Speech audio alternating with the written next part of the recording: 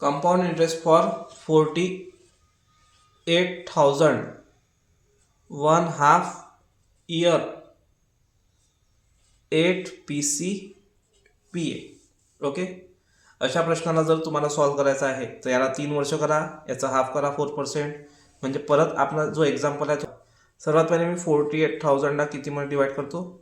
तर तुम्ही याला रेग्युलर मेथडने सॉल्व केलं तर याला 3 वर्ष करायला लागतील आणि याला 4, आणि मग तो फॉर्म्युला वापरून तुम्हाला सॉल्व करायचा आहे.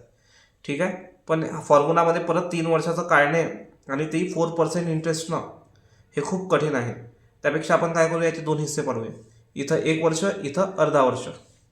ठीक आहे, आता जर मी याला अर्ध्या वर्षात सॉल्व करतो म्हटलं, बरोबर आहे, तर मला याचा पहिले 8% काढावं लागेल. 8/100, 0 कट झाले, हा 0 जसा तसा लिहिला. 64 आणि 8 4 जा 32 आणि 32 आणि 6 38, 3840. म्हणजे इथं आला 1920, हाफ त्याचा. इथं जो नंबर येईल तिथं हाफ न्यावं लागेल.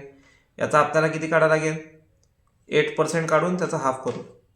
ठीक आहे, 0 कट झाला. 8 4 जा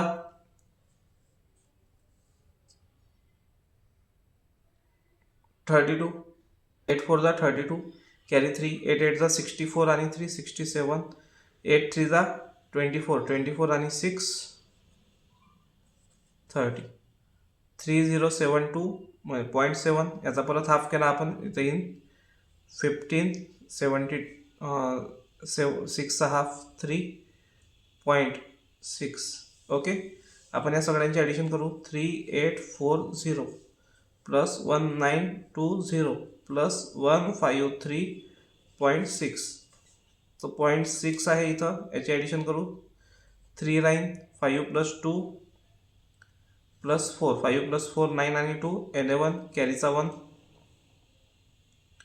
11 म्हणजे कॅरीचा 1 गेला. 1 प्लस 9 10, 10 आणि 8 18 आणि 1 19, कॅरीचा परत 1, 1 आणि 3 4, 4 आणि 1 5. ठीक आहे, हा पॉईंट आपण काय करू, कन्वर्ट करून टाकू. 5914, 5914च्या आसपास याचं उत्तर यायला पाहिजे. तर 5914 ऑप्शनमध्येच आहे. 4th नंबरचं ऑप्शन या प्रश्नाचं उत्तर आहे. यामध्ये यांनी पॉईंट हा जो आहे कन्सिडर केलेला नाही आहे, म्हणून या प्रश्नाचं उत्तर 5914 यायला पाहिजे. ठीक आहे, धन्यवाद.